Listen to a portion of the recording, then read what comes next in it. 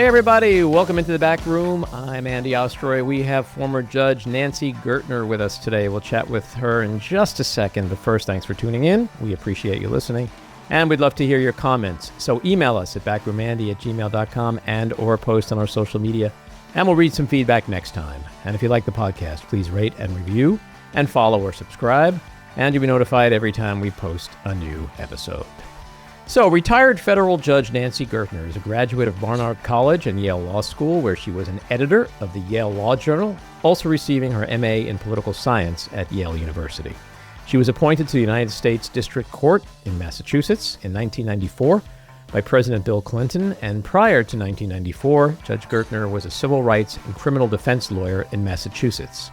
She retired from the federal bench in 2011 to join the faculty at Harvard Law School. She is also the managing director of the MGH Center for Law, Brain, and Behavior. She was named one of the most influential lawyers of the past 25 years by Massachusetts Lawyers Weekly, and she has received numerous awards, including the American Bar Association's Thurgood Marshall Award. Additionally, she was a commissioner on President Joe Biden's Commission on the Supreme Court of the United States, and has written and spoken widely on various legal issues, appearing as a keynote speaker, panelist, or lecturer concerning civil rights, civil liberties, employment, criminal justice, and procedural issues throughout the United States, Europe, and Asia. Her opinion column appears regularly in the Boston Globe and WBUR's Cognoscenti, and occasionally the New York Times and the Washington Post.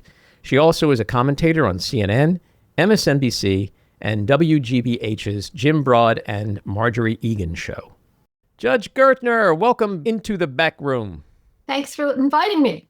So I want to start off with a big dramatic macro question. Are we in a constitutional crisis in this country today? Yes, I think we are in a constitutional crisis because we have an executive that is flagrantly and regularly disobeying the law, worse, disobeying court orders, and shows a profound disrespect for the bench from top to bottom. We talked a couple of months ago about whether or not, this order, if he violates this order or defies this order, it'd be a constitutional crisis. Washington Post today reports a systematic effort to defy, misrepresent, deceive in court proceedings. And since the courts are, it appears, the last bastion of checks and balances, that's a big deal. So yes, we are. So with sliding into autocracy not being one of the acceptable answers, how do we get out of this crisis? Well, I think that it's a multi-front war. I think individuals have to resist in every way they can. I think the press has to constantly remind people about what the rules are and how these folks are violating the rules. And then I have to admit I have been astonished and pleased that the courts have held. The lower courts, the courts of appeals have held. Mm-hmm. Supreme Court is a more complicated, I hope, situation. That's a euphemism. So I think we have to resist at every corner, and we have to constantly say to ourselves, this is not normal. This is not within the range of normal change of administration. Voting has consequences. This is fundamentally different, and we have to make sure that we resist at every front. Yeah, it's not only not normal, it is just, we have a sociopath in the White House. Just fill in the blanks, because that's where it all stems from. Sociopath, narcissist. Yeah. There's no question. There's no question about it. This is not exactly in my lane, but one of the judges whose visa he's just wants to revoke in Brazil is a friend of mine. And the notion that the president of the United States has the authority to revoke the visa because of the internal politics of another country. As I said, this is not even close to being in the zone of normal, in the zone of constitutional. So yes, we have a sociopath and a narcissist in the White House. Yes, he's attempting to use tariffs to influence the politics of Brazil, to get his pal Bolsonaro some help there with his legal problems. Same thing with military aid to Israel, because Bibi Netanyahu is in a similar situation. It is mind-numbing. So I want to ask you about the letter you co-authored. I believe it was with Judge Michael Luttig, Right. and it was signed by over 75 former federal and state judges appointed by both Democratic and Republican administrations, and which was sent to the Senate Judiciary Committee in opposition to Emil Bove's nomination by Trump to a lifetime seat on the U.S. Supreme Court of Appeals for the Third Circuit. The committee last Thursday advanced the nomination, and it now goes to a full vote in the Senate. What did you cite in this letter that you believe disqualifies him from this position? Why is he such a horrible choice for a federal judgeship? Broadly speaking, everyone has to move to neutral to be a federal judge. No one is born a neutral. And particularly anyone who had been I was a civil rights and criminal defense lawyer before I became a judge. And you have to learn to move to neutral. And typically, it's not unusual for someone to go to the Department of Justice to learn to show their neutrality, because the Department of Justice lawyers, prosecutors, are more than just representing individuals. They are supposed to represent the public and be after truth, not just winning.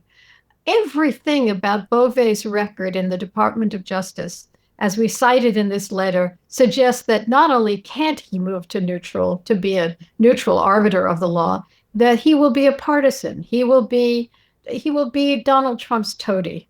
And in particular, we talked about his firing numbers and numbers of January 6th prosecutors for merely investigating the January 6th insurrection, which was extraordinary. I mean, the notion that ought not to have been investigated, that they should be punished for having investigated what was clearly a violation of the law. He also, was behind the dismissal of charges against Eric Adams. And again, charges can be dismissed if the cases are weak. These were charges that were dismissed in order to get Adams to cooperate with immigration policies of the Trump administration. And even the judge thought that it smacked of a bribe. The judge that dismissed the case. Then there is the most extraordinary testimony by the whistleblower named Ruvini. By the way, the press keeps on reporting this as Ruvini saying, that Bove made it clear that, F the courts and don't obey court orders. It's more than just one man's testimony. Ruvini had text messages and emails reflecting that the Department of Justice was saying, we're not going to obey. This was the order of Judge Boasberg to turn the planes around Venezuelan immigrants that were en route to El Salvador. Boasberg ordered the planes to turn around. It was clear from these text messages and emails that Bove's direction was, screw the judge. We're not going to listen to that. And when you add, by the way, Bove's leadership, so-called, of the Department of Justice, which today's Washington Post article, which we didn't cite in our letter, which talked about the numbers of times that Department of Justice has either misrepresented or violated court orders, then you're dealing with someone with Bove who's not just inappropriate for the bench. He literally will not follow there's no reason to expect that he will follow the law rather than the man. There's every reason to believe that his principal loyalty is not to the law, but to the man, to Trump. It has to be said that this is not a debate about, ideological differences with the Federalist Society, because even Federalist Society judges, as we have seen, or judges appointed by Trump, have enforced the law and cited the Trump administration for violating it. This is about a man who will follow the president, who will be a toady, as I said, and that's a very different disqualification than anything any of us have seen. So that was the reason for the letter. We cited his disobeying the orders of the DOJ. We cited his firing January 6th. Prosecutors, we cited Eric Adams. And I imagine that that's the tip of the iceberg. And how rare is it to get 75 former judges to get together to sign a document like this? Herding cats is what comes to mind. Which makes it so much more significant in its meaning. Well, let me say also my co-signatory of the letter, retired Judge Michael Ludwig, who is a well-respected conservative, who basically joined on to this because, as I said, this really is a bridge too far. It has to be said over and over again, in these very divided times, that we fight about judges a great deal, but those fights don't begin to reflect what this fight is about. This fight is about someone who has no intention of following the law, even if he is an originalist. It doesn't matter. He's not going to follow the law. He's going to be, as he denied, Trump's henchman. But it's very difficult to get 75 judges, retired judges. By the way, there were also 900 former Department of Justice lawyers who also signed on to a letter opposing Bove. This doesn't happen. This doesn't happen. This doesn't happen. And I've never, in my experience, seen it happen. Yeah, well, we know from history that whether it's a lower court or Supreme Court, presidents often nominate justices who then turn around and vote against the policies or the ideology of the president on occasion. Kennedy comes to mind on the Supreme Court, of course. Because those people are, as you've alluded to a minute ago, they're voting on their own core principles. However or not we may agree with those conservative principles. Bove, it's like Pam Bondi. Like he has shattered the independence between the Department of Justice, between Congress, and he's attempting to do that in the courts, which is really scary stuff. I mean, I'm old enough to remember when someone like Bove would have been borked, Robert Bork, Reagan's controversial SCOTUS nominee who was rejected by the Senate. Harriet Miers is another name that comes to mind. But today's Republicans, they're playing by a very different set of rules and loyalties, aren't they?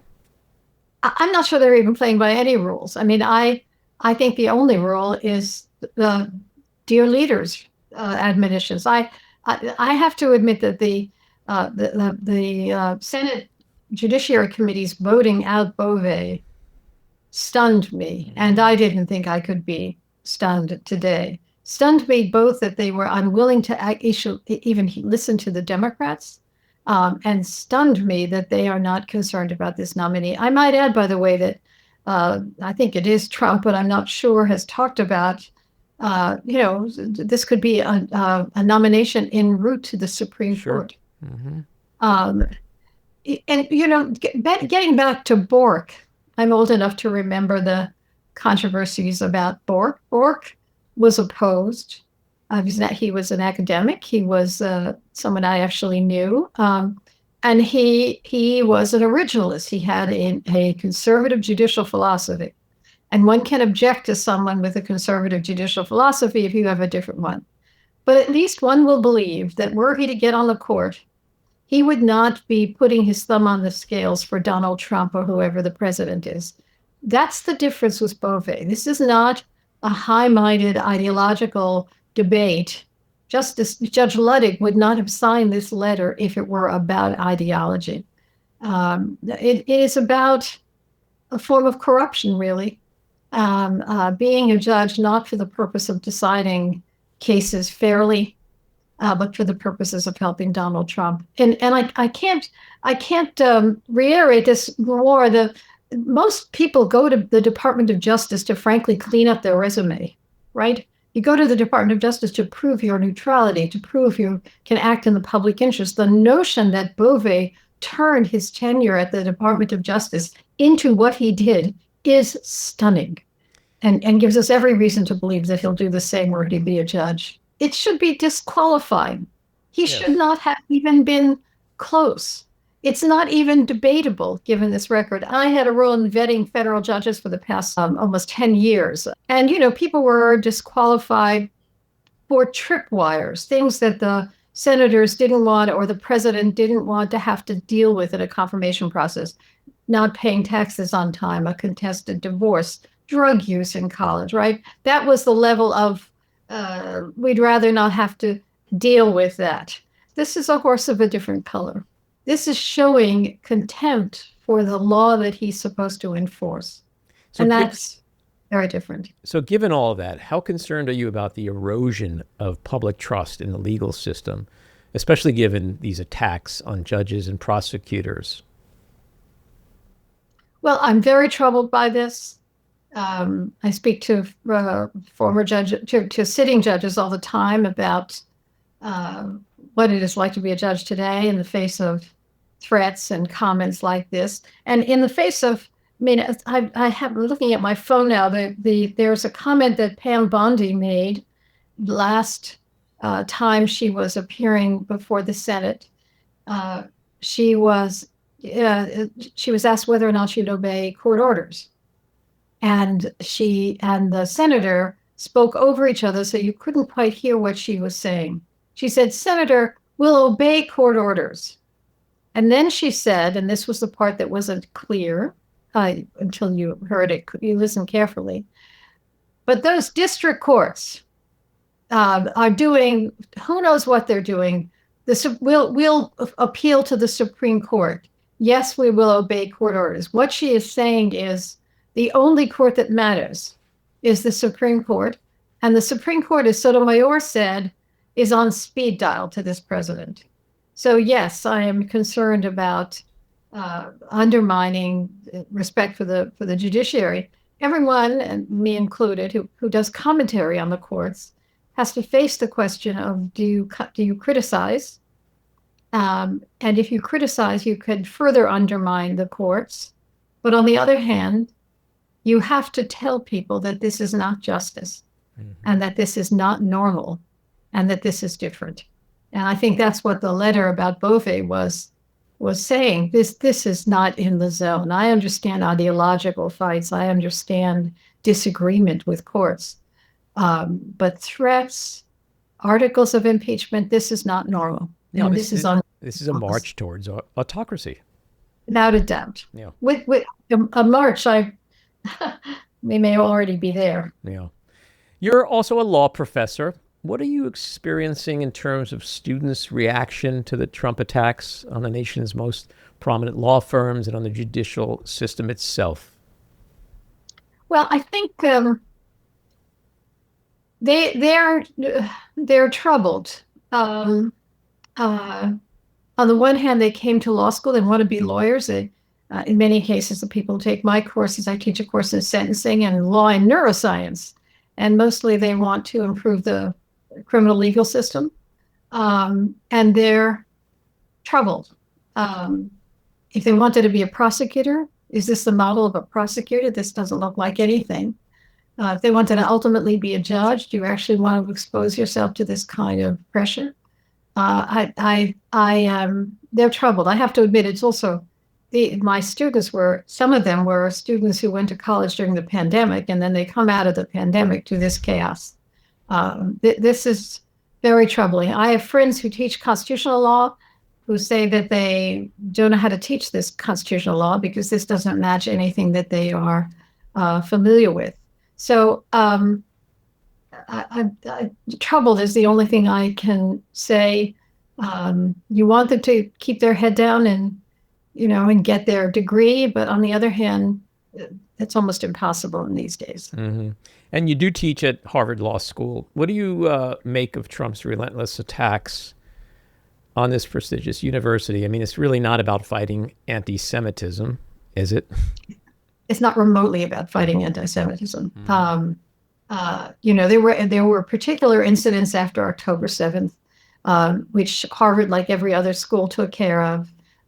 This is a fig leaf for the purpose of taking down a major institution in civil society. If you look at Viktor Orban in Hungary, you see the playbook. Orban, it was very important to take down universities for Orban because they were the source of dissident voices, and he wanted to silence dissident voices. Harvard, he sees, has another dissident voice, and he wants to take it down. I am enormously proud of Harvard for saying this is a bridge too far.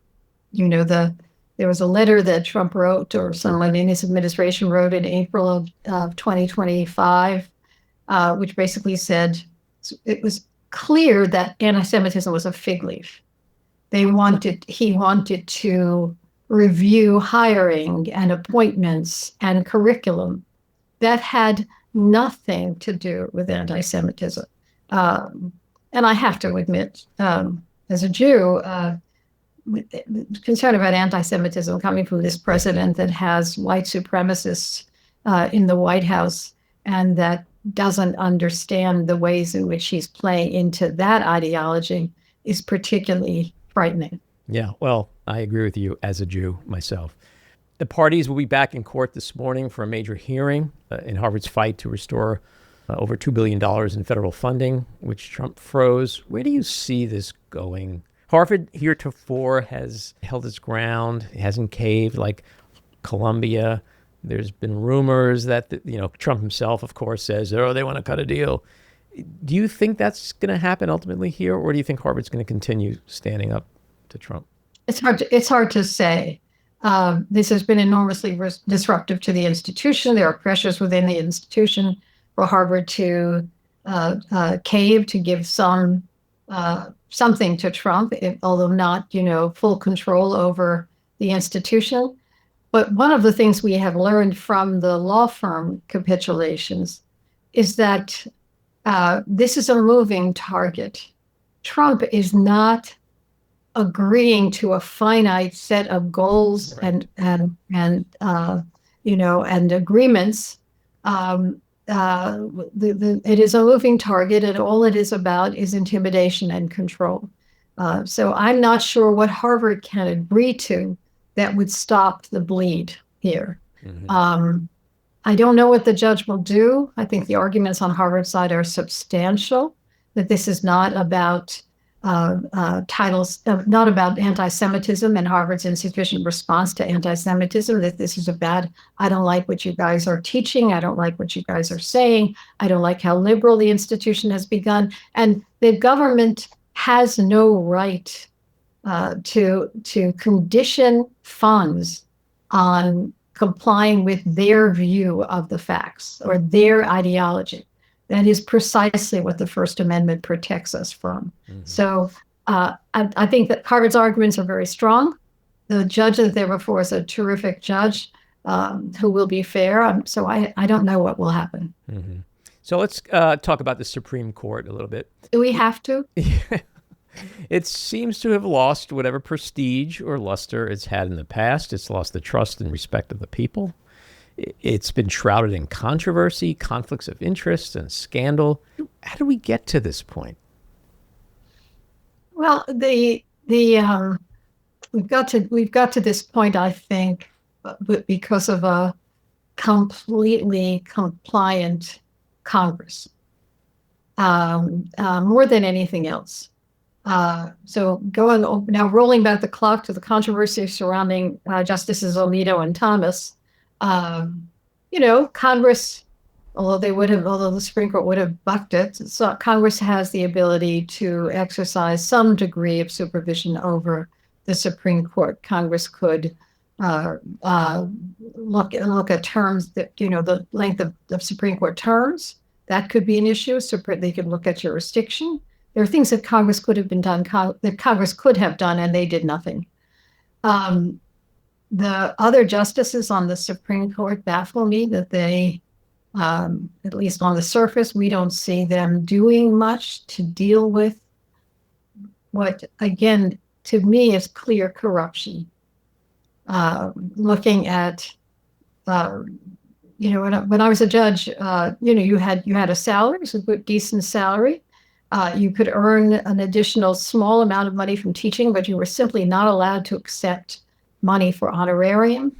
You were only allowed to accept money for travel if you were going to speak for free, if it was reasonable.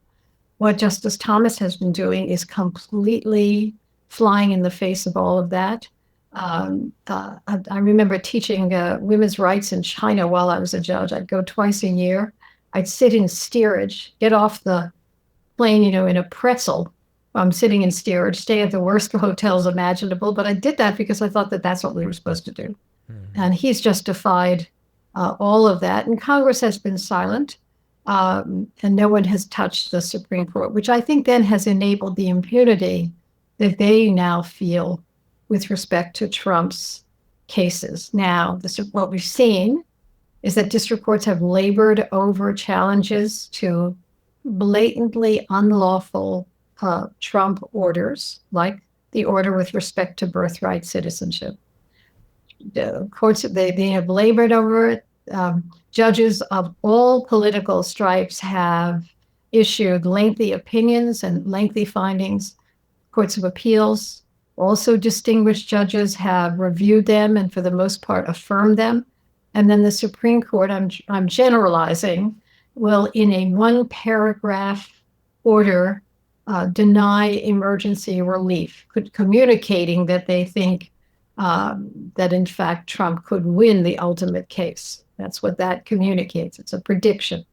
Many of those rulings have stunned me.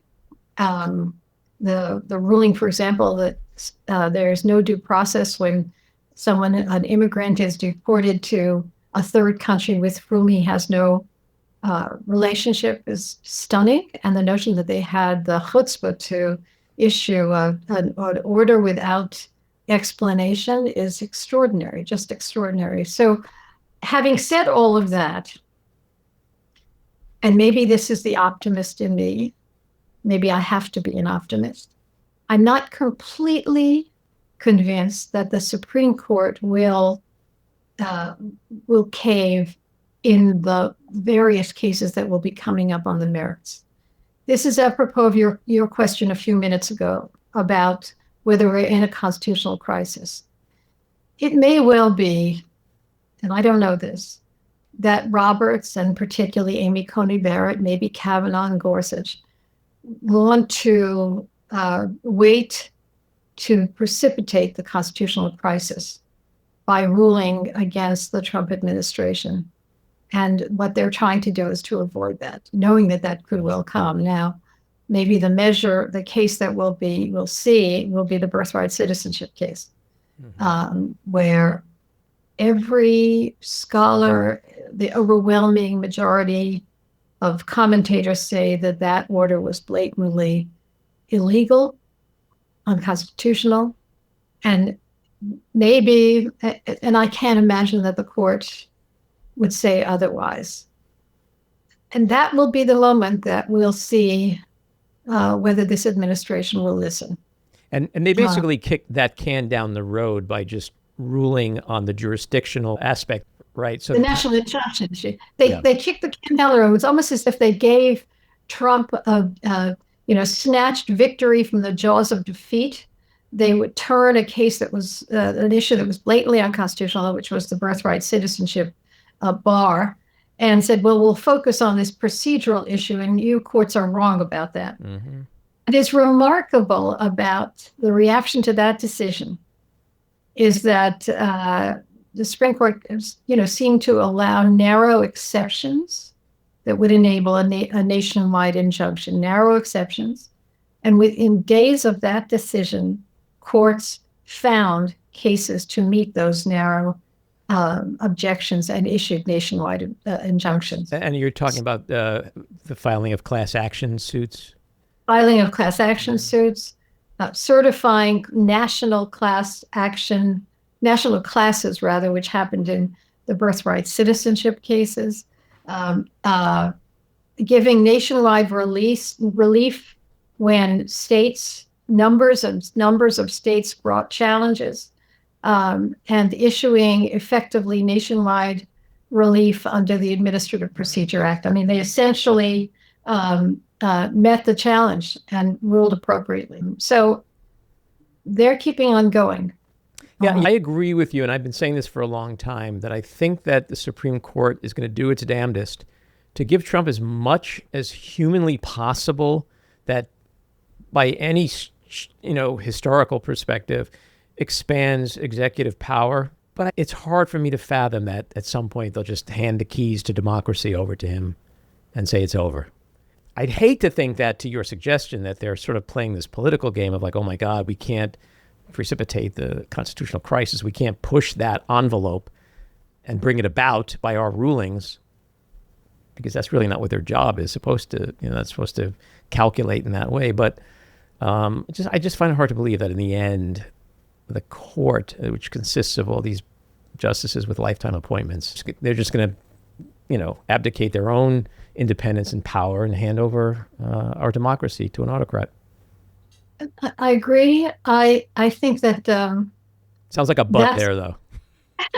Well, I think that the rulings that are on the shadow docket, which are the emergency docket, which they don't have to explain, are temporary rulings. They're pending the litigation of the case. They're temporary rulings to preserve the status quo until the case can be litigated. I think that when the court, I want to say I think / I hope that when the court begins to get full, not emergency orders, but findings of fact, conclusions of law. That's what a judge does after a hearing and a trial, that they will rule otherwise, that they will not, the concept is a bridge too far, that they have to be saying, when are we going to pull the trigger? Do they calculate about Trump? One explanation for the immunity decision last year was a calculation about Trump. If you recall, the immunity decision, what was the scope of presidential immunity, came down. This was during Biden. And when you read that decision, you thought that they actually envisioned a Trump presidency where Trump would go after Biden. And that the concept of immunity for official acts was because they thought that Trump would go after his political enemies.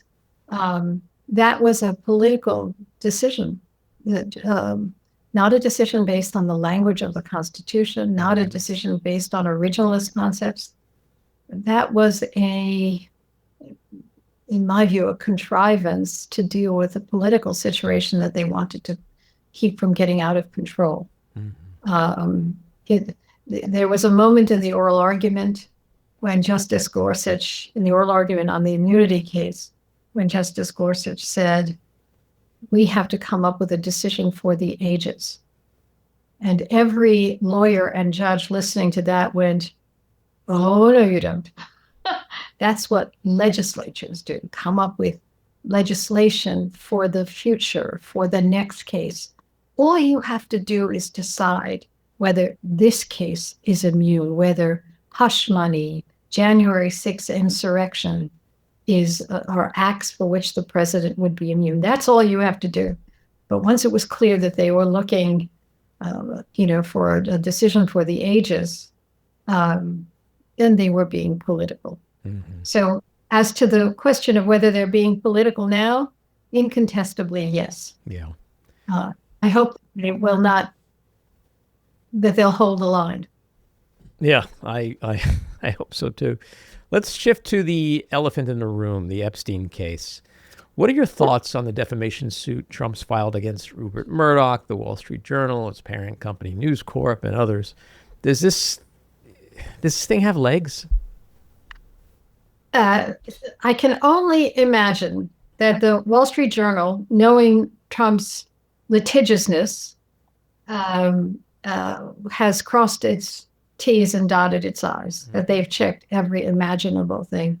Both the nature of that article and the timing of that article, it was clear that they were inviting a lawsuit from Trump. Mm-hmm. Two things. One is it's very difficult to prove defamation against a public figure. Although the Supreme Court may well, I know that Justice Thomas wants to reverse the protections for public figures. With a public figure, you have to prove not only that the article was false, but that you wrote what you did out of malice or recklessness. But even if the Supreme Court eliminated that standard, I can't imagine that the Wall Street Journal had been negligent, which is a lesser standard. Because they knew the heat they were going to get. Mm-hmm. So I don't know anything about the bona fides of the case. I'm reading it along with everyone else. If this had been an article that, some schleppy blog had written, not yours, but some others. Excuse me, schleppy podcaster. Schleppy podcaster. It would have been one thing, but this is a Wall Street Journal. They knew what they were doing. So I can only assume that they had the goods. So both in terms of what the standard for the defamation is, which is very high, and very high bar to meet to find defamation, and the fact that it's the Wall Street Journal with its resources, I doubt if this case has legs. And I don't think that Trump cares whether it has legs, right? He needed a forum to yell. And that's what the litigation is. It's essentially a forum to yell. Yell and distract and create. I call him an evil genius. I don't think he's a bright man in the sense of like book smart intelligence, obviously, but he's an evil genius. And so he's faced with this Epstein shitstorm that is going on 2 weeks now, maybe into its third week. It is driving a wedge right through MAGA. Some people call it a civil war. I'm not convinced yet where this is going or how impactful it'll be consequentially in the long run.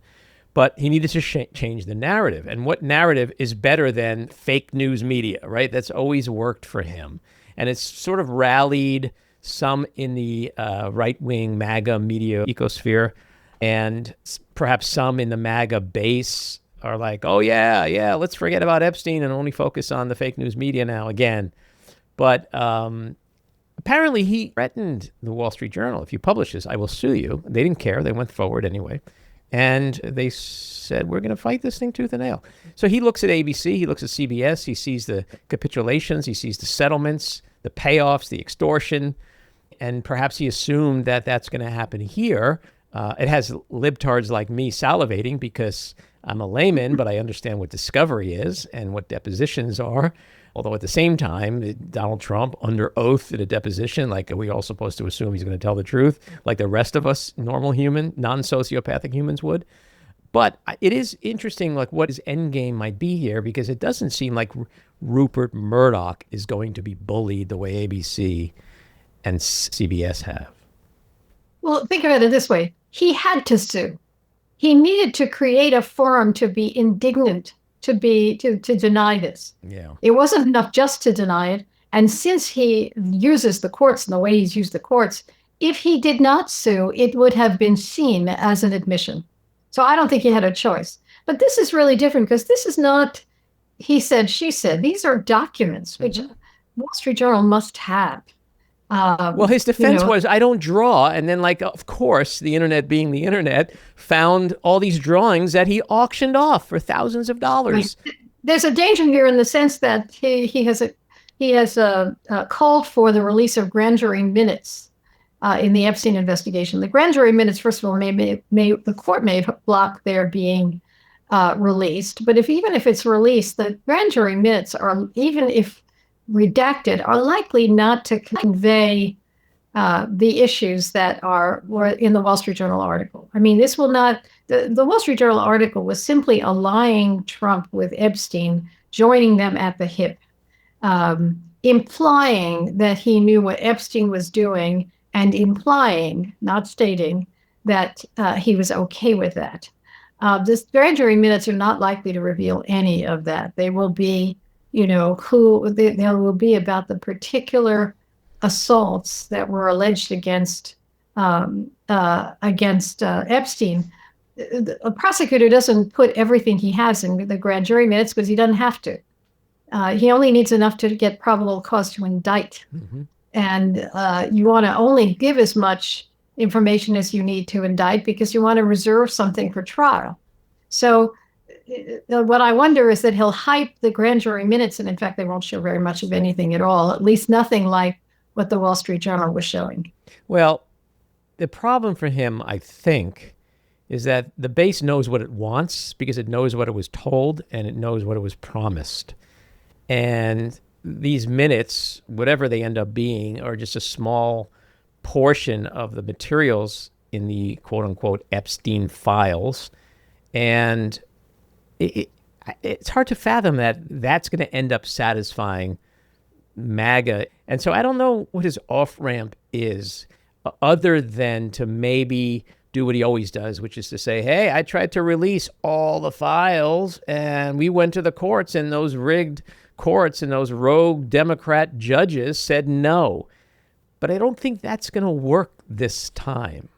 His own attorney general pointed to the desk and said, I have the list. She could try to spin her way out of it, but she said to them, I have the list on my desk.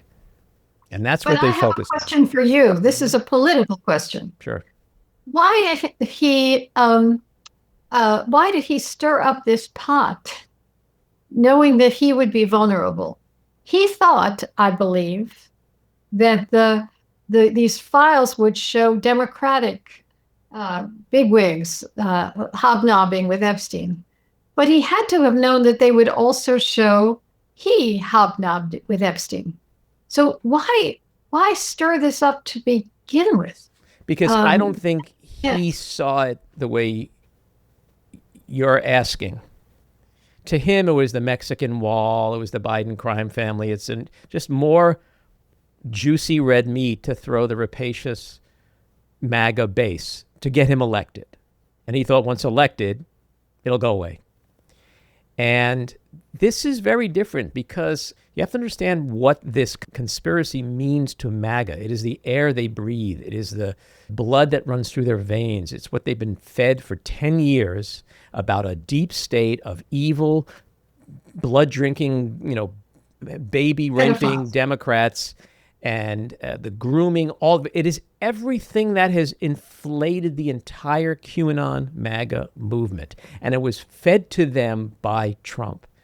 And so he can't spin his way out of it. They know where they got it from. Now, they're giving him a lot of leeway, I think, by maybe blaming it so far on Pam Bondi or other people. But eventually the buck is going to come back and stop at his desk because we gave you the White House, we gave you Congress. There is not one thing to prevent you from making public everything you said existed and promised us would be revealed, and you would be taking down this deep state. And I can't imagine how he gets himself out of this. But unless he gets himself out of it somehow, they're going to start to look at him as the deep state, and that this house of cards that he's built over the years, we're already starting to see it crumble. How and where and when he gets out of it, I don't know. I don't see an off-ramp for him because he can't release everything he promised because, to your point, I think he's implicated in it, and or his rich, powerful Republican cronies are implicated. I'm trying to understand what can he do to make the MAGA civil war, if that's what's happening, end. I don't see it. I mean, I actually think the papers today were suggesting that things have calmed down a little bit. I saw that, but that's to me like the New York Times. You can rewrite that headline a million different ways, but like they, of course, choose to write it in a way that downplays things in a way they have done infuriatingly so. For a long time. But consider this, what they're doing, very clever. So there's a bucket of investigative files, and the investigative files is probably where stuff is that would, I don't know about incriminating Trump, but certainly show he knew what was going on.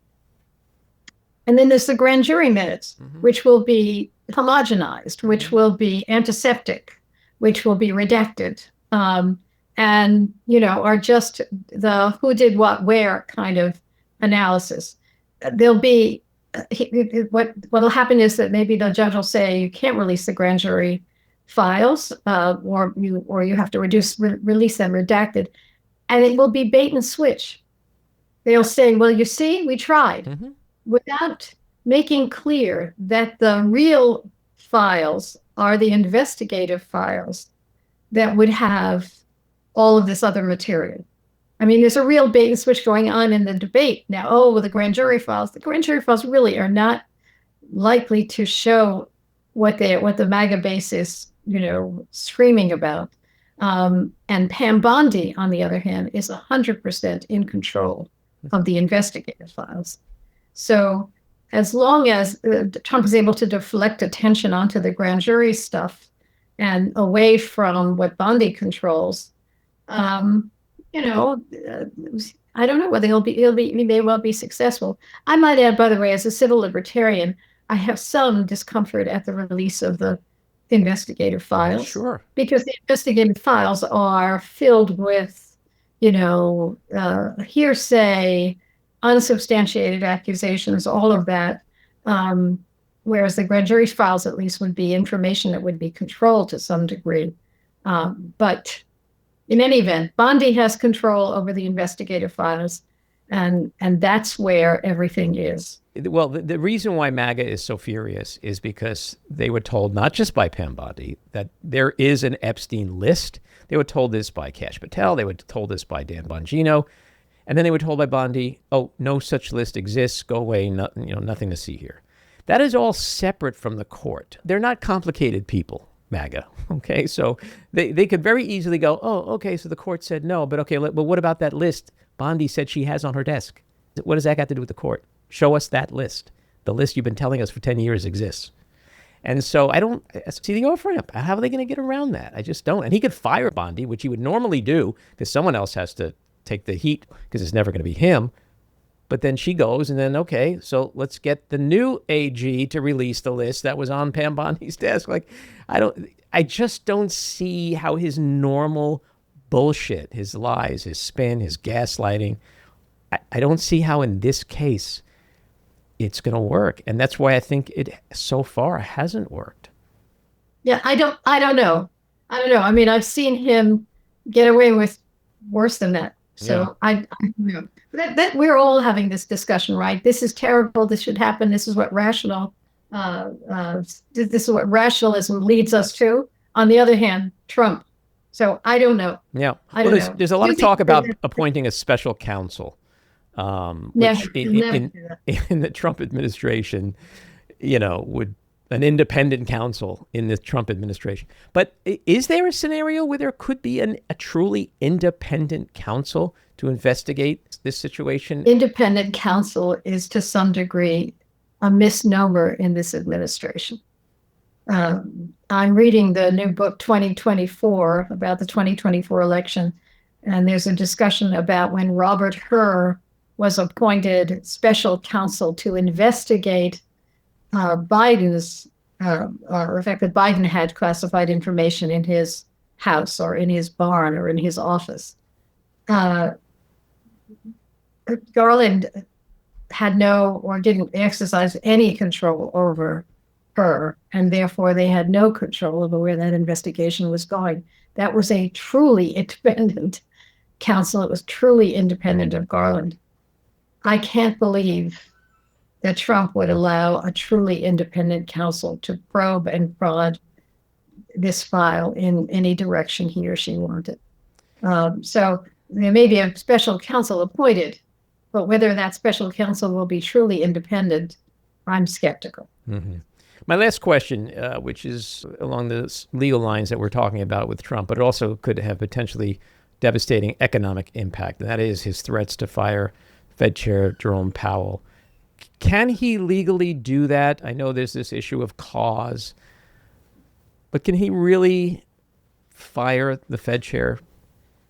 Current law suggests that he cannot, but the Supreme Court has been anxious to overturn a case called Humphrey's Executor, which is the case that stands for the proposition that there is such a thing as an independent agency, and that independent agency can be created by Congress to be independent of the president. And the Federal Reserve is the quintessential example of that. As I said, this is a court that has in other cases made it clear that they don't believe that an executive agency can be truly independent of the president. However, everyone understands that the Fed chair is in a different category than the chair of the Equal Employment Opportunity Commission, and that firing Powell would have extraordinary consequences on the economy. So the answer is, I don't think that Trump would try. And even if he tried, I don't think that the Supreme Court would take that step. What you're seeing Trump doing now is trying to find a way around looking at, improprieties in the construction project for the Federal Reserve building. I don't know whether that would be successful. I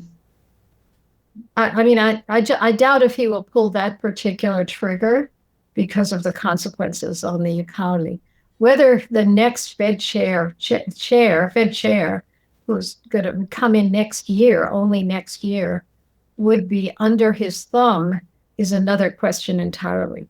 Yeah. But the decision to fire Powell, I think, is unlikely.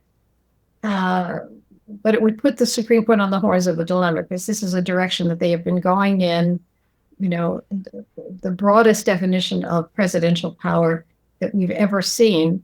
That would put the Supreme Court on the horns of a dilemma, and whether or not they would apply their effort to undo decades of precedent protecting agency heads of independent agencies in the case of Powell. I just don't know. But I think that Trump will step up to the edge and won't do it. Mm-hmm. The names that I've heard to replace Powell next year, for the most part, seem qualified. But to your point, most definitely will be under his thumb for sure. There's no way they won't. Judge, thank you so much for your time. This was very insightful, and I hope you'll come back and chat with us again sometime. I will. Thank you. All righty. Take care. This episode of The Back Room was edited and produced by me, Andy Ostroy. It was co-edited and co-produced by Maddie Rosenberg and co-produced by Jen Hammoud. Our theme song was composed by Andrew Hollander, and our logo was designed by Cricket Langell. And special thanks to Patricia Wind. Please take a moment to rate and review the podcast, and also follow or subscribe. Until next time, keep your eyes on Washington, Hollywood, and your own backyards, and have a great week.